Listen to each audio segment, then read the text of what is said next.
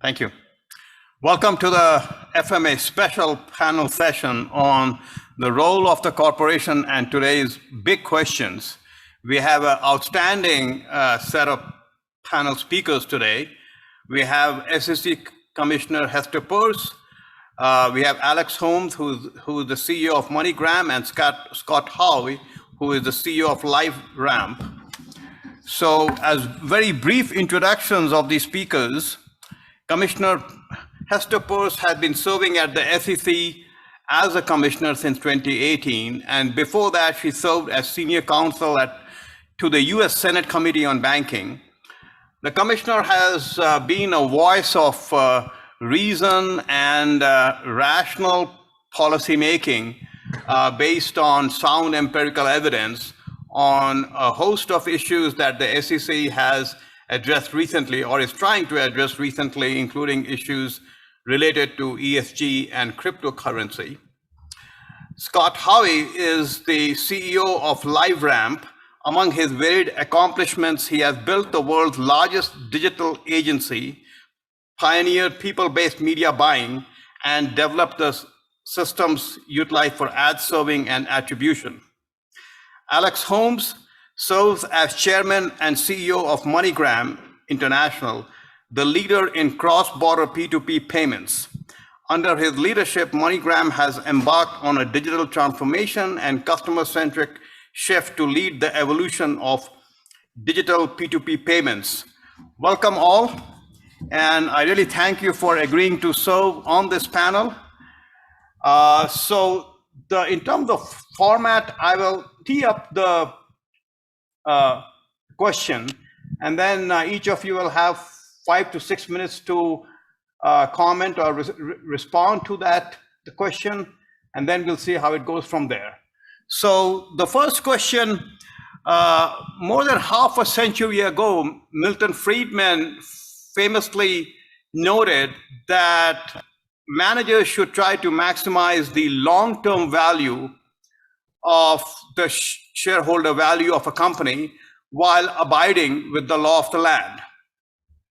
More recently, the Business Roundtable has encouraged managers to focus on other stakeholders like the employees, the customers, the environment, the community. As it turns out, if you have a competitive labor market and a competitive product market, the decisions that managers would make with regard to employee welfare, employee benefits, employee compensation, customer satisfaction, R&D, other investments, all of those decisions would be exactly the same. Given that, what is the debate regarding shareholders and stakeholder interests really about? Commissioner Peirce, would you like to go first? Sure, Sanjay, and thank you for that kind introduction, and thanks for having me, albeit virtually. I do have to give my disclaimer, which is that my views represent my own views, not necessarily those of the Securities and Exchange Commission or my fellow commissioners. And I'm looking forward to the discussion this afternoon. I'd like to just begin by asking a question of my own, which is, when discussing a given issue, or we all know who the shareholder is, but how do we determine who the stakeholder is? I guess the short answer is that everyone is a potential stakeholder, but that it leads to my next question, which is, how do we even begin to put our arms around what encompasses stakeholder interests? We can't, and I think that makes up a big part of its appeal for those pushing this issue. Fundamentally, the debate is about minimizing the importance of the shareholder, and more pointedly, removing the shareholder from the equation and replacing her with everyone removes the current focus on growth and profitability as metrics of success and replaces them with the subjective and ever-evolving notions of doing good. Shareholder interests keep management focused on profit and return, which we're now being told is too narrow an approach and even a selfish approach. In a stakeholder-centered model, activist voices become more relevant and powerful and much more difficult to ignore. Now, that in these days doesn't necessarily face universal opposition from asset managers, many of whom find it liberating not to have to worry so much about those whiny investors who are dissatisfied with quarterly numbers. The asset managers themselves enjoy a little bit less discipline if they don't have to focus solely on investment returns, but can focus on other things as well. It gives them more room and maybe enables them to charge more without changing the way they do things.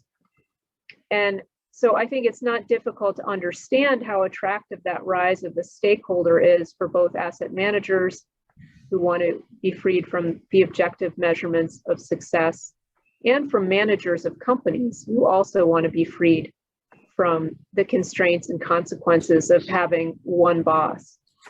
So I view this as a way for a lot of people to avoid accountability. And again, I think there are a lot of good intentions behind the stakeholder movement, but I think when we look at how it plays out in practice, leaving people without clear accountability, without one clear objective, will not achieve the results that a lot of the advocates of stakeholder capitalism are pushing for. So I'm going to leave it there and look forward to hearing what my fellow panelists have to say. Scott, would you like to go next, or? Sure, and hopefully this will just evolve into a discussion as opposed to 3 separate speeches, because I think that's where it'll get really interesting. But as I was reflecting on the question, you mentioned Milton Friedman in the intro, and I can remember years ago, I think I was probably in college, the first time I read Capitalism and Freedom, and I thought to myself, oh my gosh, the laws of the universe have suddenly been unwrapped for me in just a nice, neat little package. And I went and I talked with some of my classmates about it. I think I had a conversation with my dad, who was in business, and we started talking about all the edge cases and why a Friedman-esque view of the world really doesn't always work. And you know, I've seen nothing over the last 30 years since that initial reading to suggest that it was completely accurate. I think it's directionally correct, but life gets messy. Now, at LiveRamp, the company I work for, we published our first ESG report last year. And it wasn't because the regulations said we had to do it. It's actually something that we very rarely are asked about by our shareholders, but we're often asked about by our employees. And so for us, volunteering to publish that allowed us to communicate things that I thought was important and our employees believe are important. People have a choice where they work, and we want our folks to work at a company that mirrors their own values. And we published our values in our ESG, and number 1 was, above all, we'll do what's right. We don't believe that doing what's right necessarily always needs to be regulated to us. And so I think, you know, going back to your question around why is there a debate on this, is that for many, including a lot of companies, our question is, does this need to be regulated, or is this something that should just be a natural disclosure? And you read, you know, by choosing to do it or not, you'll learn a lot about different companies. In some respects, regulations are kind of like taxes. They never really go away, they just go up over time. And so when I think about the amount that I spend to stay in compliance with different regulations, it's probably 1 to 2% of my total revenue is spent on corporate governance and auditing and FP&A, and actually when you add in my finance team, it's far higher.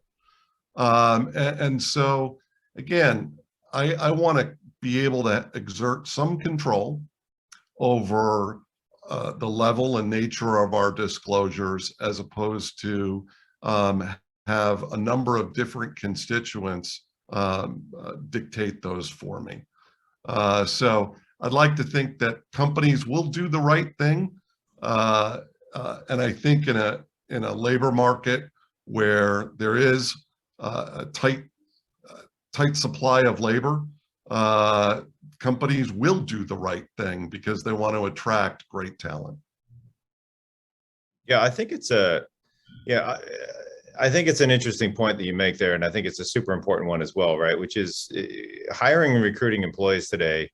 It's not about what the company does anymore. It's about the company's purpose, its mission, and you know, younger generations, the new employees that we're getting out of colleges, universities are looking for a deeper meaning in what they're doing. Actually joining a corporation now is becoming a little bit, passe, right? They all want to kind of work for themselves and be, remote workers. And so I do think it's extremely important to sort of represent an organization, based on the pillars of what your values are, what you stand for, and some of the constituents you serve as well, right? For MoneyGram, corporate, social responsibility really falls into a number of categories. We help families and, oftentimes first and second generation migrants move money around the world. And so, for us, the ability to promote financial inclusion and to promote migrant issues and other challenges that come up in the world is extremely important. And it goes a long way towards our discussions with, new employees and people coming on board. And from that angle, I think it's super important. But you also said a very other, interesting point, which is I don't get a lot of questions from shareholders about, what we're doing from a corporate social responsibility perspective. We don't get asked those questions on analyst calls. Every analyst call is still about, financial returns. I mean, obviously they're curious about your model, your strategies, your products, and where you're going, but that doesn't come up. Now, you do see it sort of in some hedge funds will say that, they're focused on kind of, purpose and ESG type initiatives, but it doesn't really come up in the dialogue. And I think that is a little bit of the dichotomy in the situation. And it does come back a little bit to, how nuanced is the issue and the question around, does corporate social responsibility really drive shareholder value and returns? I think if you look at it from the customers you serve and the employees that you're hiring, you could argue you're creating value there, but in some respects, it's a bit intangible and doesn't necessarily, drive to the exact returns that shareholders are looking for on any given moment. So it is, I think, from that perspective, a lot of pressure, and I think a lot of reporting going on today, which is, again, to your point, non-standardized, and that's also a problem because it does become somewhat opinion driven, and I think when you start getting into sort of subjective, as you pointed out, Hester, it gets a little bit all over the place. So I like the idea, Scott, you said that you can set your own standards, your own objectives, your own values for your corporation, and I think that's extremely important. But I also think it does have to be an understanding of those that are kind of overseeing corporate social responsibility or ESG initiatives, that it's not all going to be the same. It doesn't fit every industry the same. It doesn't fit every constituent in the same way, and that's going to have to be okay, which I think in and of itself is sort of an interesting question to ponder, just in terms of who's setting what's right and wrong. And I think that becomes another bit of a nuanced equation I won't jump into, but it is definitely a dynamic discussion at the moment. Would either of you like to follow up on your initial remarks or pick up on any? One of the things that we're doing right now at the SEC is we're thinking about rulemaking in the ESG area, specifically in the area of climate and the area of human capital. And a lot of companies come to us, and this is an issue that Alex just alluded to, which is that there isn't kind of a uniform set of metrics that needs to be presented. There are a lot of private standard setters in this area, and so we hear from a lot of companies that are pretty overwhelmed by the number of private requests they're getting for information, and then they get different ratings from different organizations. And so some people are thinking, well, it's going to be this cure-all to have the SEC come up with a common set of standards, but it is difficult to come up with a common set of standards that's material across every company and across every industry. And then sort of portraying those as if they're comparable to financial reporting, that people can rely on them, they can compare them across companies. That's a very difficult undertaking. And what I've said is, if you can show me that there are these metrics that work across every industry over time, across every company, then let's talk about them. But generally, our principles-based regime is one that says, look, a company needs to describe to its investors what it thinks about, what is material to it, give us a picture of the company through the eyes of management. That's what we need to have. And certainly ESG factors, whether risks or opportunities, are going to come into that kind of disclosure, but to try to specifically call out metrics is a really difficult exercise. So it'll be certainly interesting to get people's feedback once we do put out a proposal. Excellent point. Any follow-ups on that? Yeah, I mean, I think that's exactly the debate, right? And I do think that having categories of measurements and standards is important, but I also think that sort of simply chasing promotional ideas simply because that's what people want to hear. Also, I think it loses a little bit of its subtlety. I mean, I've spent a lot of time as we've kind of gone through this evolution the last few years reading ESG reports coming out, and it's very common to talk about some of the environmental pieces because that's obviously a very impactful situation that everyone can relate to in many respects. But there's a lot about water usage or paper usage, and but then it sort of misses the next step. So you stop taking paper forms and you switch to digital, but then it doesn't take into a factor the cost of computer chips and technology and sort of the environmental associated impact on that. So we get credit for taking paper out, but then your next evolution has to be how does it improve forward? So I do think it's non-standard today. I do think it's hard to categorize it all.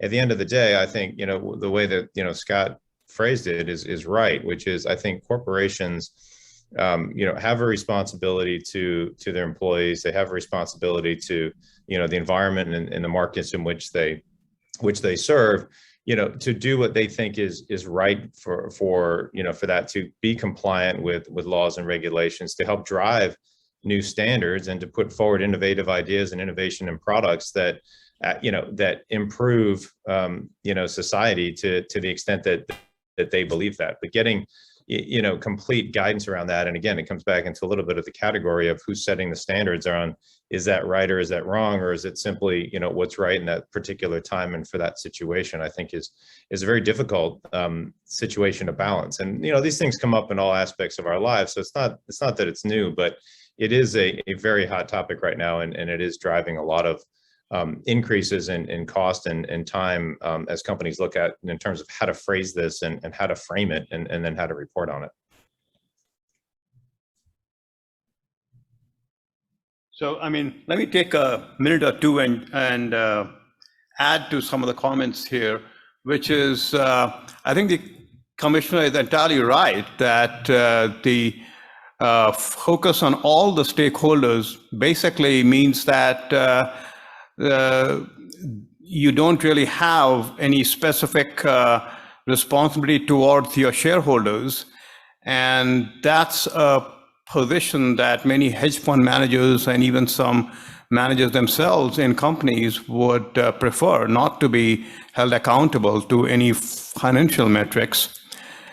The other concern that some people have raised with regard to the Business Roundtable's focus on stakeholders is that it is internally inconsistent in the sense that it's best to use an example, like in early 2019, General Motors had to make a decision. They had to close down, they could close down some auto and truck plants in Michigan and Ohio that were making gas-fueled cars and trucks and retrofit these plants with electric cars and truck making assembly lines.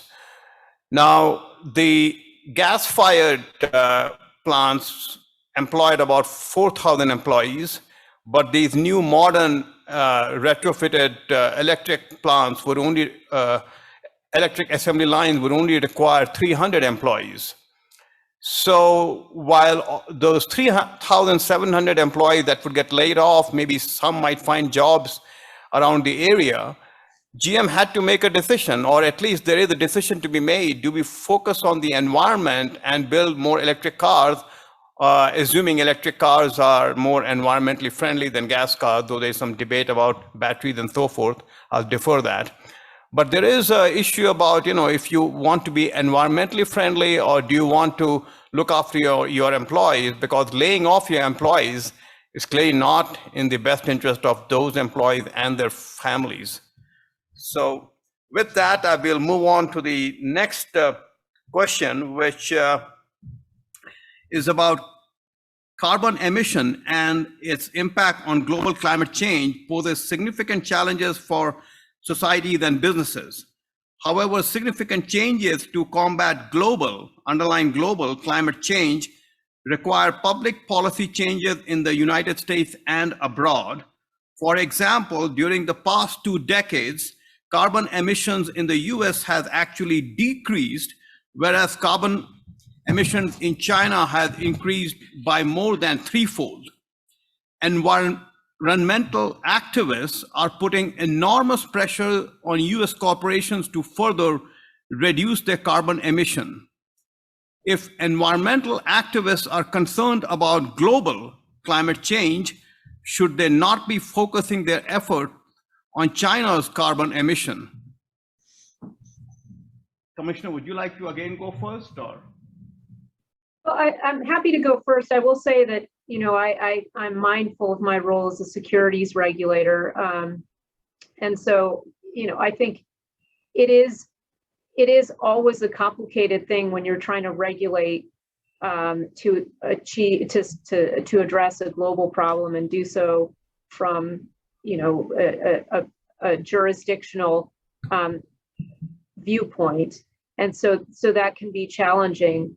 But I think that what it points for me is that people often look to the most convenient regulator to try to address problems. So people see climate change, they look at the SEC and they say, wow, the SEC has this really effective disclosure regime. So how can we try to use that disclosure regime to affect change in the environmental in environmental policy and how can and in climate? And my point of view is that we as a securities regulator are supposed to be much more neutral about these things. And so allowing the capital markets to direct funds to whatever the highest and best use is, that's what we're really about. So we're trying to get that disclosure to a point where investors can then assess what is the highest and best use. And allowing the markets to freely operate like that is actually the best way to solve all of these problems we're facing, including climate change. And so I would rather see us not try to affect the flows in the way that I think a lot of what's going on in the financial system is now trying to take the regulator's view of where the greenest technologies might be, direct funds to those places, and then hope that that's where the real change is going to come from. Meanwhile, there may be other areas, and some of those areas may be, some of those companies may actually be in the traditional fossil fuel industries or in other places that we can't even imagine. So those sectors will then get starved of funding and may not be able to develop the transformational technologies that were going to be developed. And I think something that China recognizes, it sounds like China recognizes, which is that right now there's still a need for some of these more traditional fuel sources because we haven't found an alternative source that can take the same, be as resilient as some of the traditional sources. But again, that's not my prime. I don't want to be an environmental regulator. I want to leave that to the EPA, and I want to leave them the job of working that out with their international counterparts as well. So I'll stick to securities regulation. Thank you. Scott? Yeah, so short answer to your question of shouldn't the activists be focusing in on other countries' carbon emission standards? Of course they should. But of course, any activist is also looking for a return on their time investment. And my guess is if they went and go to lobby some of these other countries in the world where the problem may be bigger, their payoff to that lobbying effort is going to be pretty small. And so they're following the old adage of if you influence the leaders, others will follow. And that's probably smart in terms of where they want to invest their time. From a company's perspective, and granted, I'm a little bit out over my skis. LiveRamp is a data company, and our environmental footprint is really small, and I don't spend a whole lot of time thinking about things like carbon emissions because we don't really contribute to that, to the problem of pollution. But the thing that we always talk about internally is before you point the finger, look at the thumb. And I am a believer that leaders have to lead. And so if we believe ethically that pollution, environmental is an issue that the world needs to grapple with, then the companies who are in the best position to affect change need to visibly help lead the change. The question got me thinking about other externalities because there's a lot more than just pollution, and some of those I do deal with oftentimes. And an example would be Alex probably is dealing with credit standards. I'm dealing with consumer privacy standards. And what I will tell you is that taking a country by country approach is often surprisingly inefficient and counterproductive.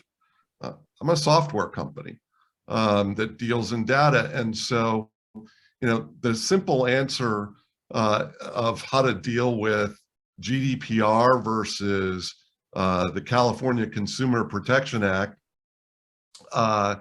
is you identify the highest common denominator and you build to that.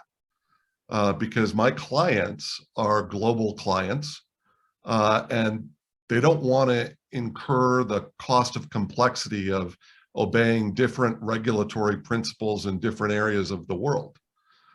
So for markets like mine, a lot of service businesses, financial services, data services, it really is. If you build to the highest common denominator, the leaders can exert influence over the rest of the world. Whether that holds true on the example that you gave, I'm not the expert in, but it certainly doesn't seem to be the case. Thank you. Yeah. I'd kind of take that and follow on a few of your points because I think they were, pretty relevant, right? I mean, GDPR is simply a fascinating piece of regulation, which is, attempting to treat, anyone who's a European citizen, and apply their European standards to them wherever they're in the world is like mind-blowingly crazy to even sort of contemplate, right? So, but we all have to do it and you all have to apply that. And you're right. I mean, what you do is you take the highest standards and you apply them universally. MoneyGram has the benefit or the negative as well of being in almost every country in the world. And that means that we have to understand, regulatory requirements, across the board. And so, we operate in the United States, we operate in China. The impact that we try to have in both of those countries, we try to make the same. We try to make the same customer experience. We try to drive the same standards for our employees, the same standards for our business. But, oftentimes, it's not possible just because of local law, local regulation that you have to adjust to. And so that is, an ongoing challenge that many of us have. When you begin to think about new technologies, right? Yeah, I'm the same. I don't drive a large carbon footprint. Most of our products are distributed through third parties, or they're digital and they're online. They're sent to bank accounts, these types of things. So I'm focused on financial inclusion. We're focused a lot on diversity and inclusion in that sense, and consumer financial protection, addressing issues like fraud and some of these other. But they're as big and they're as concerning as as they've ever been. And oftentimes, I think it's easy to point fingers, to faraway places, and then ignore things at home. And I think if you take, for example, one of the biggest challenges that we have today is financial fraud. In any industry, it's something that MoneyGram has spent many years dealing with regulatory, challenges related to. And now we're at a point where, we have the lowest fraud we've ever had as an organization. I think we lead in consumer fraud protection, particularly in financial services, and yet financial fraud is at its highest and increasing every day at accelerated rates. A lot of that is actually driven by America, right? It's not just foreign parties that are participating in that. It is actually driven by things happening right here at home in the domestic market. And so it's a huge challenge. And I think when you come back to things like environmental and a little bit to Hester's point, right? It's very I don't want to be in that regulation. I have enough of my own challenges with financial regulation, but these are huge, broad, and complex issues. But I will say one thing, which is, to your point, Scott, if companies that operate globally as we do take the highest standard and apply it because it's the right thing to do. MoneyGram, another great example, we implemented ID for every transaction that we do at the point of sale at $0. That is not a standard that anyone else in the industry uses. That's not a standard that's applied universally. We do it because we get the best information about our customers. We get the most information we can. We apply that in every country in which we operate. And we've driven, our fraud rate out, and we have, basically no impact from AML. Terrorist financing is easy to track and follow. And we've done amazing things on the compliance because we took that initiative. And I think if corporations across the board think that way, if you apply those standards and hold yourself to them because you believe in them, they help your business, they help your shareholders, and they help you, they're going to help the broader, economic community and the consumers out there in it as well. And that's sometimes, the best that you can hope for as an organization is, to your point, do your best and do your thing. And that's kind of, where you leave your mark. Thank you. Sanjay, can I just make one more point? One of my colleagues, Commissioner Allison Heron-Lee, gave a speech, I believe it was yesterday, sort of on the topic of thinking about our disclosure regime and in connection with international disclosure regimes on climate. So for those of you interested in this topic, you might find that speech interesting. I don't necessarily sign on to everything in that speech, or even she and I tend to see this space a bit differently, but it is an interesting look, and so people might find that fun to read. Also, I think on a related note, the Wall Street Journal had an article, I think yesterday, where I think yesterday or day before, where they talked about the fact that many of the developing countries now want the developed countries to provide, essentially wealth transfers to the tune of $1 trillion annually. And US's share of that would be around $800 billion. So, that's at least those are the asks. It's not clear that that's exactly what's going to happen, but that article, I think, is very informative if you were interested. So moving on to our third question. Meta-analysis of financial studies indicates that the overall relationship between adopting ESG, that is environment, social, and governance practices, and firm performance is either zero or marginally positive. Moreover, the economic magnitude of any effect is rather small compared to, say, when a corporation becomes the target of a tender offer. Even this small effect becomes ever smaller when researchers include basic controls like industry and size of the company. More interesting, these studies indicate that prior positive financial performance does predict the adoption of ESG policies, like recruiting diverse executives and board members, making large charitable donations, etc. But a firm's adoption of ESG policies does not produce similar positive future financial performance. The question, is there a strong business case for adopting ESG practices? So who would like to go first? I have a super strong opinion on this, so I'll take the lead, because remember, I'm a data geek too. So the first thing when I heard you speaking about the analysis, I would say that analysis was all done historically, and what I would hypothesize is that times have changed. And more specifically, I think the workplace, the market in the US has been disrupted more in the last 18 months than in any decade in which I've worked.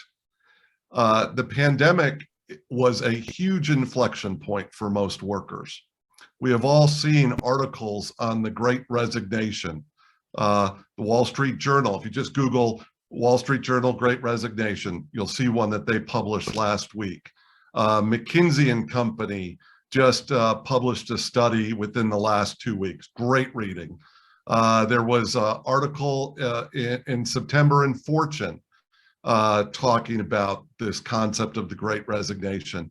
And depending on which article you believe, somewhere between 40 and 60% of employees in the US are thinking about leaving their jobs.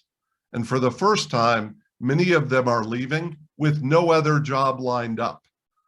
And you know, definitely varies by industry. But what I would tell you is governance and ethics and diversity, creating a great culture, it matters. It matters to employees. And when employees have a choice, then they're going to self-select. They are going to choose, if you believe what these surveys are saying, they want to work for companies that have purpose. They want to make an impact.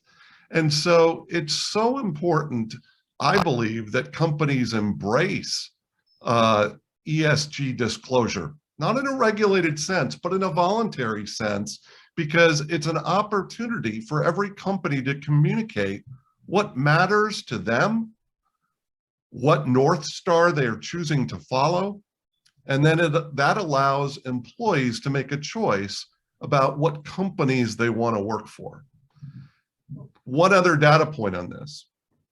I mentioned earlier that we published at LiveRamp our inaugural ESG report a year ago.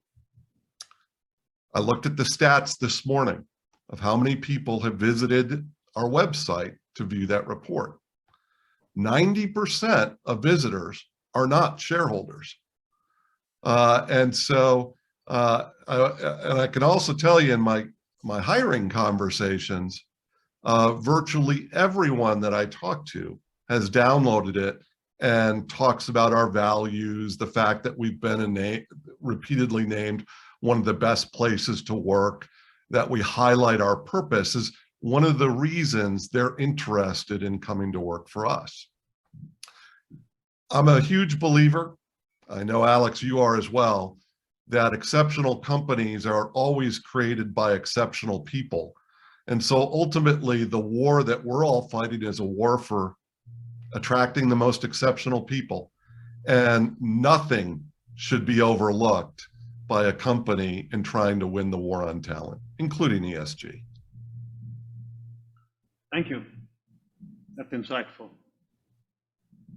Yeah, I mean, just following on that, I think that's extremely well said, and I appreciate you saying all of that. And I think the question that you asked here, and I think where we started, are very similar, and I think it's a good place to start and kind of come back to, because I think it is extremely challenging to look at a formal ESG program and attempt to monetize the value of that program.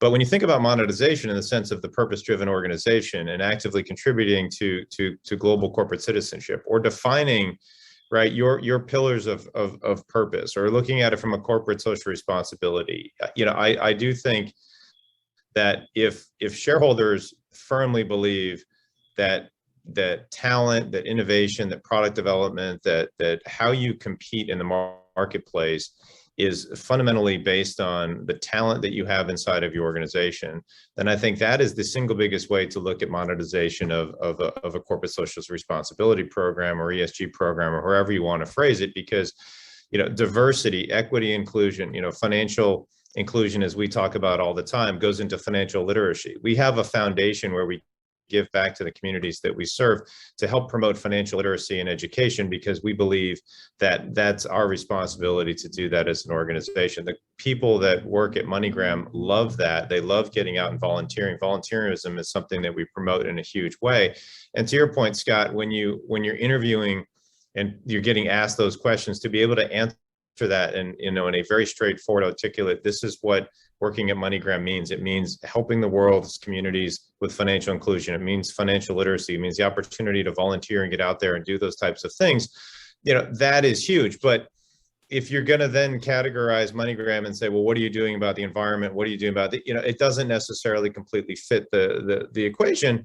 And I think that's okay. And I don't think it needs to. And that's where I think, to Hester's point in the beginning, formalizing ESG standards and making everybody sort of adhere to them in the same way, it just doesn't make a lot of sense. But I do think that if you're trying to get back to, does the investment pay off from a return to shareholders, it absolutely should, based on the company's performance, because the company's performance, I mean, there's a lot of subtlety here, but it starts with your employees. And if you have great employees, they'll going to treat your customers well. It then goes to the customers in terms of what you're delivering to them, the quality, the experience, how they feel about you as an organization, how they see you impacting, and they'll want to participate in that, and it begins to self-fulfill it. And I do think that that's a huge important part of where that goes from corporate citizenship, and how you make employees and attract talent and actually distinguish yourself in the marketplace.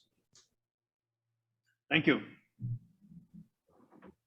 So, I mean, I think Alex and Scott talk about ESG issues in the way that I would expect companies to be thinking about them, which is that, it's sort of integrated in what they do. It's not something where they're thinking, okay, now I'm working on the E, now I'm working on the S, now I'm working on the G. They're thinking, what can I do to build a company that's going to have lasting value? That's going to require me to have employees who like working here and staying here and who do a good job when they're here. It's going to require us to work well with the communities that we serve. And it's going to require us to be governed well. So those are pretty fundamental things. Now, what I think is kind of interesting about the attempts to do research around the value of ESG, first of all, ESG keeps expanding. So it keeps including more and more topics. And so it's really difficult to do a test of how well it's working. And if it does work for one part of ESG, that doesn't necessarily mean that it's going to work for another part of ESG. So I think some of the attempts to do quantitative work are very difficult from the outset. Where I care about that as a securities regulator is if you have an asset manager, for example, that says, we're building an ESG fund, and we're going to generate greater performance because we're an ESG fund. Well, I ask the question, okay, typically when you limit the scope of what you can invest in, that doesn't lead to greater returns. So, explain to me how that works. And second, explain to me how you're doing that analysis. And really be clear with investors whether or not they are sacrificing returns to get that ESG plus. And if it is a lot of work on your part to do the ESG analysis to then produce this return, and that's why you're charging more for the fund, well, once we standardize ESG metrics, does that mean that you're going to then lower the amount that you charge for managing the fund? I don't know. We'll see whether that happens. So I think there is something, I appreciate the efforts to try to make the link, but I think it's a very difficult link to make. And I think people shouldn't be over-promising. The other thing I'll say is that a lot of ESG advocates, particularly on the climate side, they're trying to get to a point where green investments actually have a lower rate of return than brown investments, because the idea is you want to make capital cheaper for green and more expensive for brown. So I'd like to understand how that aligns with this idea that then green investments will generate higher returns. I think it's a difficult argument to make. So, this is a fascinating topic. There are more and more people trying to do work on it, but I think it's one that's quite fraught. Would you like to add to that commentary, either of you? No, I think it's well said. Yeah, no, but since this is a finance conference, I would be remiss if I didn't talk about the, at least those hundreds of studies in the area of investments where you have hedge funds and other investor groups that have invested in green stocks, or they try to avoid the sin stocks. So I think, as many in the audience might have already read and might teach in their classes, you have 100+ studies out there, and you could find a set of studies that shows that investing in green assets gets you a higher rate of return, risk adjusted. You could find a set of studies that would show exactly the opposite, and you could find a set of studies that shows no effect. So again, if you look at the overall evidence, it's kind of hard to show that there is a strong positive or negative effect. And when you're trying to measure these risk-adjusted abnormal returns, the benchmark that you are considering is non-trivial, because as we know from the investment literature, many studies have shown that if you use the wrong benchmark, you get the wrong inference. In fact, if you use different benchmarks, the same portfolio can generate positive returns or negative returns. So you sort of see some of these less careful studies being cited in the popular business media, and you have to sort of you have to be concerned about their lack of careful analysis. Now, we actually have the privilege of a few questions from the audience. If you would like, we have some time. If not, we can. Anybody would like a? Yes, sir.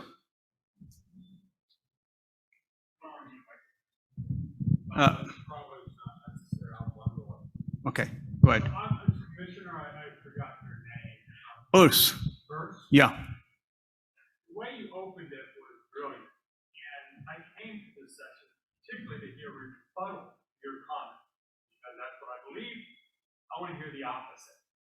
Does that make sense?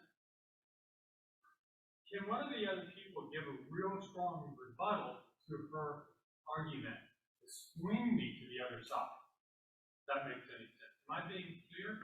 Yeah, I think. First question, where you basically said the goal of the corporation should be to maximize shareholder wealth. I'm going to add one comment to that. The other people, all I heard was we're doing employees. We're attracting employees. Well, attracting employees at a low cost is maximizing shareholder wealth. So for you guys, I want to ask, would you be doing these same policies if it reduced or increased your cost of financing, or i.e. reduce the financing that you have, and thus have a negative impact on firm value in your ability to grow. Thank you. Was that clear? Well, I think, let me try to rephrase and see if I got your question. I think Commissioner Peirce in our earlier remarks mentioned that maximizing shareholder value, at least provided some clear guidance to investors and to managers.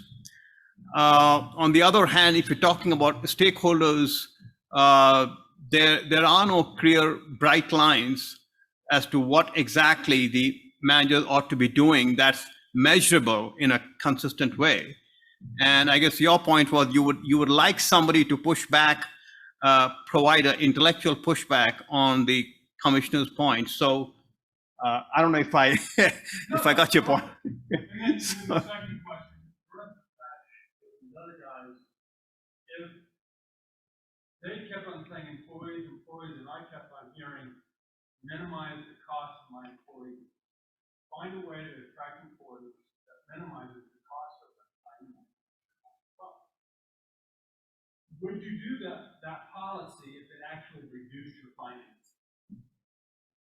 That would be one measurement of impact and not maximizing shareholder wealth with a reduction in finances. So Alex, Scott, would either of you like to? Well, I mean, I don't know if you're going to find a CEO alive outside of the Business Roundtable, which I'm not part of, that wouldn't say their primary goal is not to maximize shareholder value. I mean, that's who we work for. Now, that said, I think what Alex and I were both referring to is if you're not also thinking short-term around hiring great employees, delivering great customer service, then you're probably not going to maximize your long-term shareholder value. And the key is the words long-term. Because long-term, I do believe that hiring great talent, delivering great product coincides with long-term shareholder value. When you substitute those words with short-term, all bets are off. And as a CEO, I don't often get measured by the long-term. I get measured by my quarterly performance. Our shareholders weigh in on my performance every quarter after my earnings call. And too often, it's very easy to take shortcuts. And if you want to juice your profits, well, go riff 20% of your employees. That might be great for short-term returns, terrible for long-term. And so, I think what I would come back to is the questioner asked me to do something that's an unnatural act, because I actually completely agree with the commissioner around the importance of long-term shareholder value. Thank you. Alex, do you have a? Yeah, I mean, I don't disagree at all with Scott's perspective, and in fact, I think that the long-term shareholder value aspect does, I think, get lost in our positions when it comes to short-term reporting. I do think that that's a very large challenge associated with making investments for the long term. And when you think about investments for the long term, that really means one aspect of that anyway is employees, right? And your expectation is that you're going to get employees in, you're going to train them, you're going to move them up, and you hope they make a career at your company and bring a lot of capability and a lot of talent into the equation. When you get into kind of the subtle question around, would you do certain things if they increased cost? The funny answer to that is that, we're subjected to countless amounts of ongoing regulation, which is constantly increasing costs. We used the GDPR example before. The standard around that is extremely difficult. And by the way, the cost of non-compliance with that is extremely punitive. So there is countless dollars going into that around the world simply to comply with, a standard that was put in place by Europeans. Now, we operate in Europe, so we have to comply, but you have to put that everywhere that you operate to complete the standard. And so that is a massive, I don't have a choice on that. I have to do it. What you do as an organization then is you figure out how to drive innovation and how to drive changes to your product set and how to drive standards around that so that over time you can absorb those costs and then you can get that value back someplace else. But to Scott's point, achieving that in 90 days is very, very difficult. You sometimes have to take that short-term cost to get the long-term benefit and absorb that in. And so, when it does come to, a lot of social, environmental diversity and inclusion, oftentimes you do have to make these steps where you're going to see a cost impact to make that change because you're going to get the benefit over the long term because it's the right thing to do. So I do think that there's a lot of, ongoing sort of back and forth on that, but it is an important aspect. Oftentimes you do have to take that increased cost up front so that you can get the benefit down the road. And that's always going on, I think, in any business, in any industry. And so it is something that we balance, but I would hope that no one would ever say that I'm going to do X, Y, or Z over shareholder value over the long term, because that certainly would not be the case. I think it's been, ingrained. I also happen to be the chairman. So, duty of care and loyalty are the most important things that we can do as board members, and following that as a CEO, it's shareholder value and shareholder returns. Thank you, Alex. I think we had another question here. Yes, sir.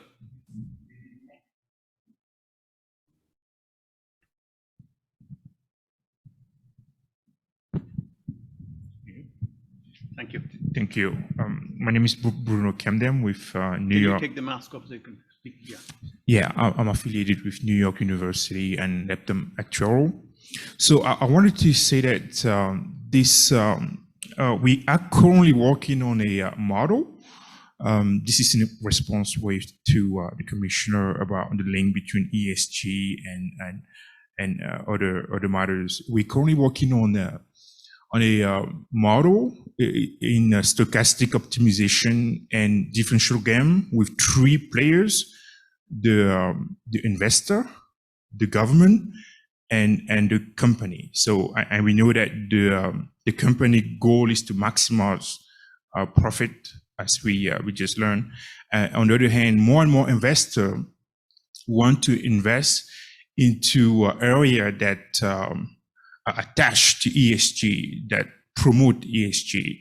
And on the other hand, the government is gradually requiring company, a hedge fund, to disclose the ESG score. So we're working on those such a model right now. I'm involved in such a work, and I just wanted to say that some work out there being done in the area where everybody can benefit. The government can benefit in terms of regulation. The company can benefit in terms of maximizing profit, and the investor can benefit in terms of putting their money where ESG have been promoted. And so that's something I'm working on. I actually send my resume to the SEC. I'm hoping that they will let me do some work for them on that as well. So, and on the other hand, is there a question that you have, or if yeah, I had a question related to the proper alignment of climate disclosure rule with cryptocurrency.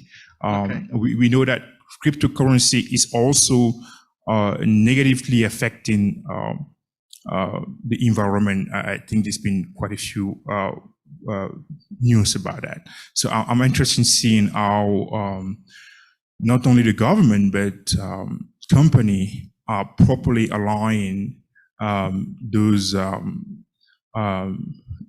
rules, climate disclosure rule and cryptocurrency rule, both the government and thank you. And private I think company. we are almost out of time, but if any of the panelists would like to offer a commentary on the question, we have maybe half a minute or a minute to do that.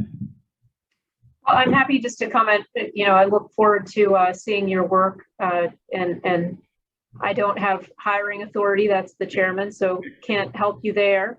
But I will say that I think on crypto, there are a lot of things that people and companies spend energy on, and if we're going to get into individual assessments of those, we can have those debates. I think we'll see what comes out in our climate disclosure rule in terms of what we require there.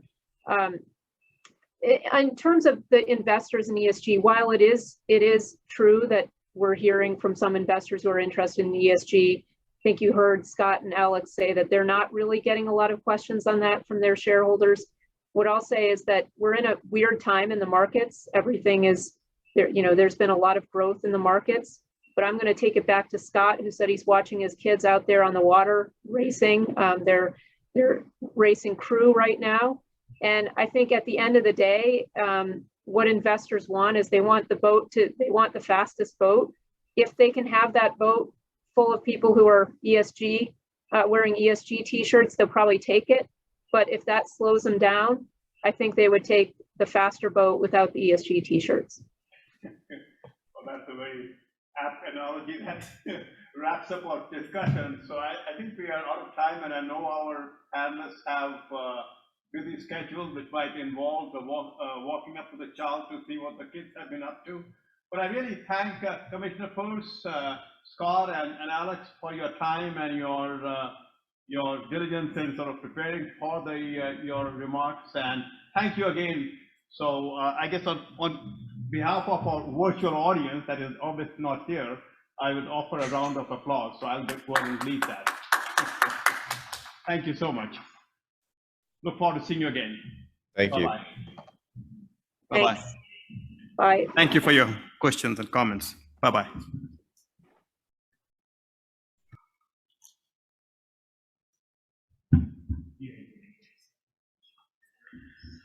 Okay.